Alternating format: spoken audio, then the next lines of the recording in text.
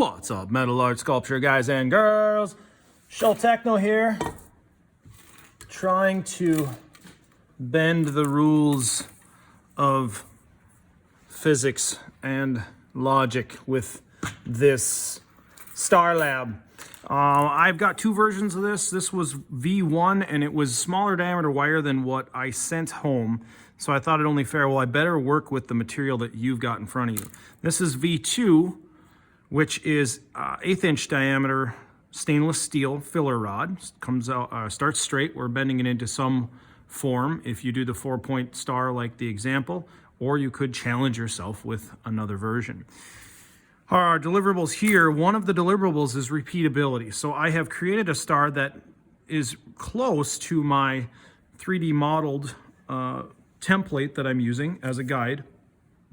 And now I have to try and repeat that process. So I'm just gonna walk you through what I did and what worked, and we'll see how close I come out on the second time around. Hardest part for me was getting the centered loop on the end, just because the wire is so stiff. I had to use a few techniques and figure something out. So let's see how we can do here. I will grab a fresh stick of 1/8 inch filler rod.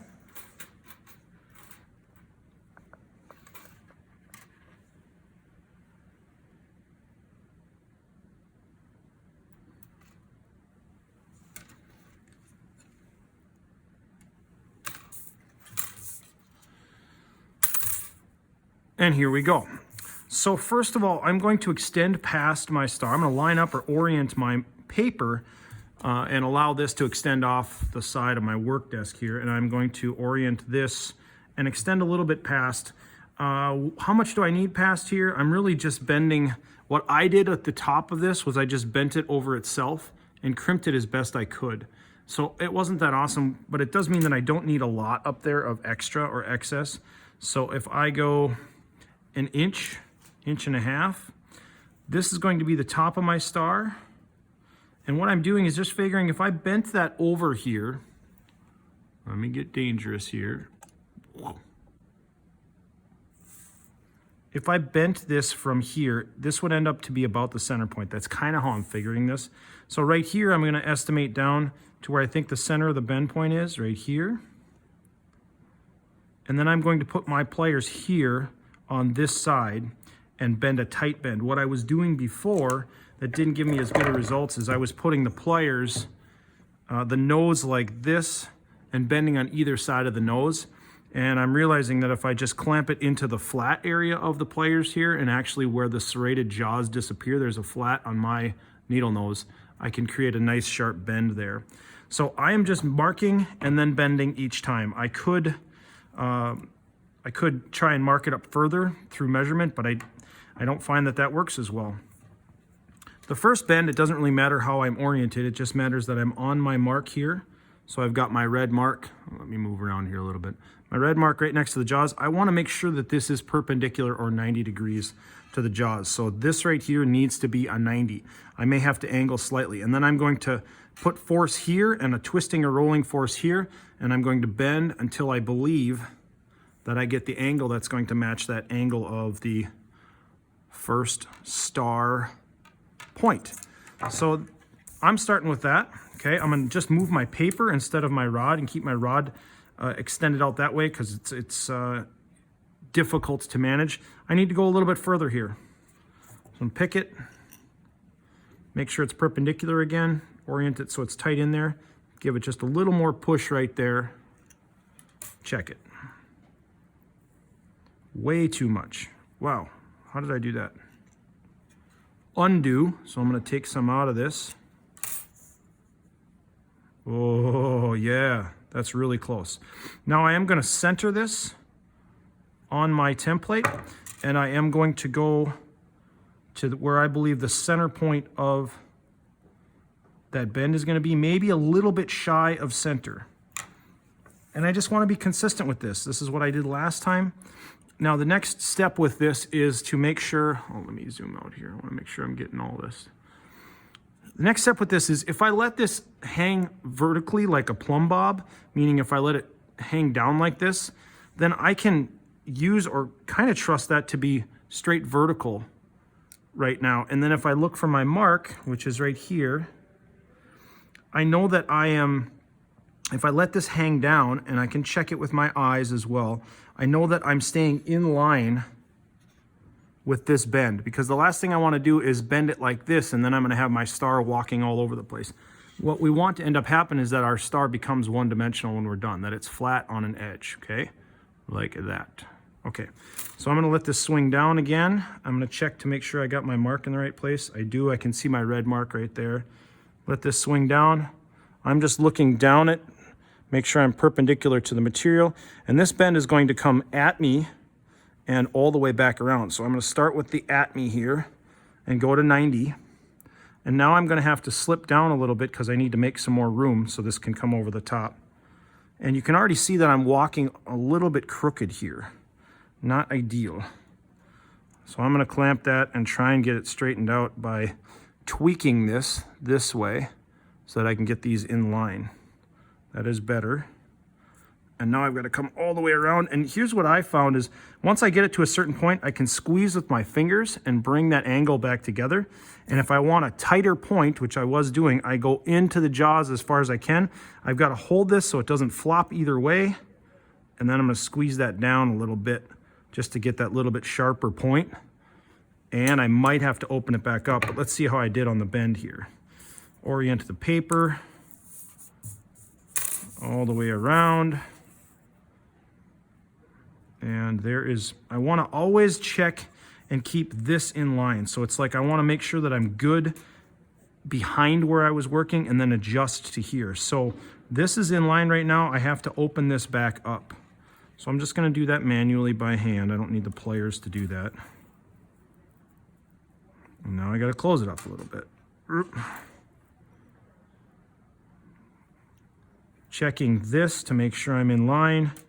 And it looks like I'm a little bit over. So if I could squeeze that point down a little tighter, that would help it line up better. This does want to slip out of there constantly. I'm going to squeeze that point down even a little more and then open it up to get my angle back. And now you'll notice that I'm following pretty nice, pretty nice. Maybe just a little bit more open. And I like it. I do have, it's not quite one-dimensional right now, so I've got to tweak it a little bit so it lays down flat. That's even better. Okay, and now I can move on to marking where my next bend should be. I'm going to line up here, here, and then my bend needs to be right here, just a little bit short of the corner. Pick that up, let it hang down like a plumb bob so it is directly in line like this, and make sure I'm perpendicular. Like it right there, okay. And then this bend is going to go up. And it's going to be something like, you know, once I've done this a couple times, I've realized, well, this bend should be symmetrical to this bend, right?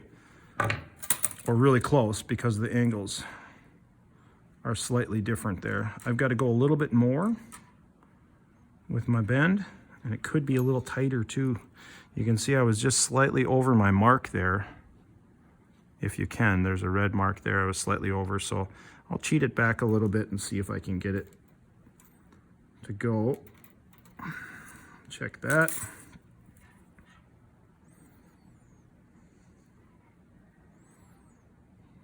It was a little bit too much.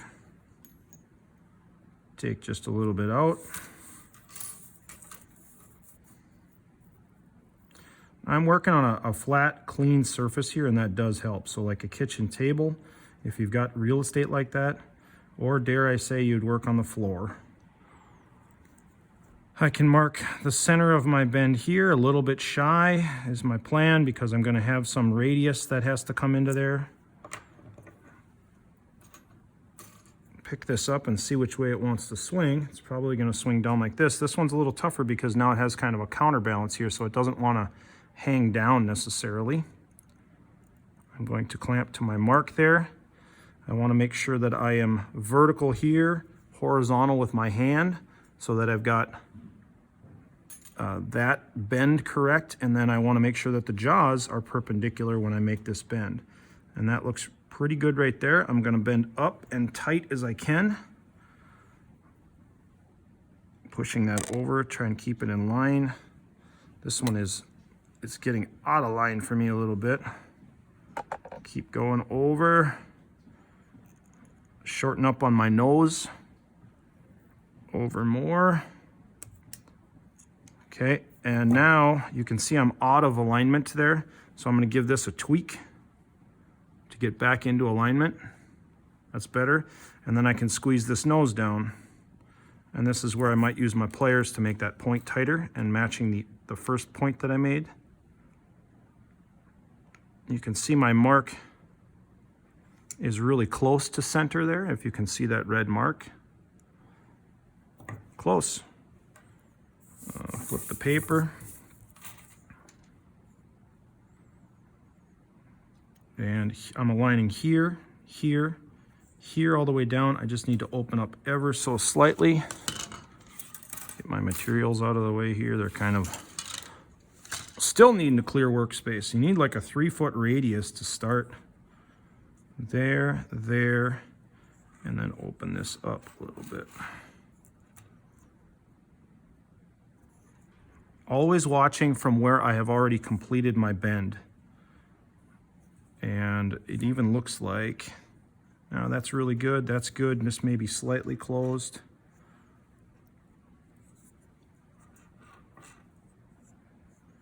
Just maybe squeeze this a little bit more.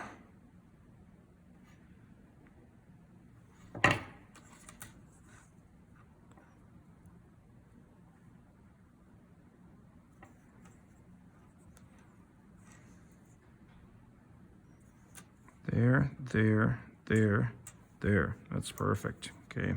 Or as close to perfect as I'm going to get. Marking a little short here. Now it should swing down like a plumb bob for me, because I got a bunch of weight on that side. So I'm vertical 90 degrees here, 90 degrees with the jaws of my pliers, squeezing tight with my hand, and then I'm going to push upright and bend outward. And I'm going to be symmetrical with this bend. So if I use that as a guide, that does help a little bit. Throw that down. Definitely need to, got out of alignment again. Tweak it this way.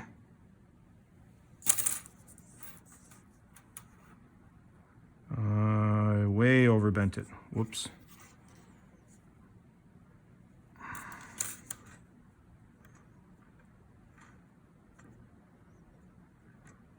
No, it's really close.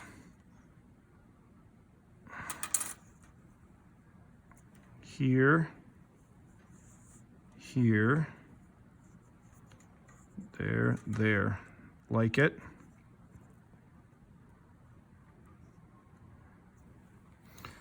Okay, this bend could go, I'm going to go right just short again. The center point. It's probably not going to want to swing up or down here. I am going on this side of the mark. I don't know if I was consistent with that or not, but I'm on the short side of the mark and I'm going to be bending the longer piece. Looks vertical and perpendicular to the jaws. And then this is going to come up and be a tight bend as far as I can go. I don't want to wrap over the nose of the pliers here because it's really big, okay? So then I can go here, take it a little further, and then I'm going to squeeze that down, create a sharper point.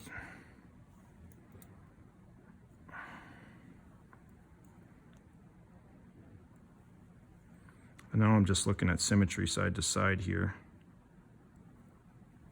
Let's see how we did by the eye. That's pretty good. That point is not totally beautiful here, but maybe we'll just tighten it down a little bit and then open it back up.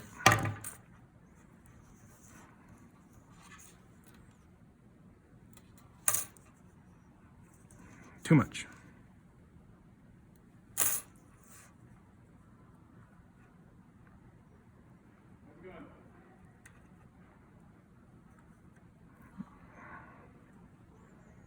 It would appear that this has to open up a little bit. It might have gotten tweaked, so I have to go back to this joint here, tweak that a little bit. I'm always starting at the top, tracing around, making sure I'm good on all the way around on my trace. This could be getting affected here a little bit by the crossover. Good, good, good. It's a little short. Very close though. And I'm gonna go here. And short side. Vertical. And then this bend up.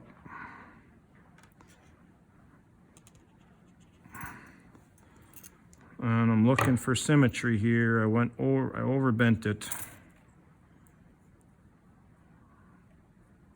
Getting eager to finish. I do have you can see that it's tweaked slightly. I need to take that out of the middle, give it some twist. That's very close. It does look like this could just open up slightly.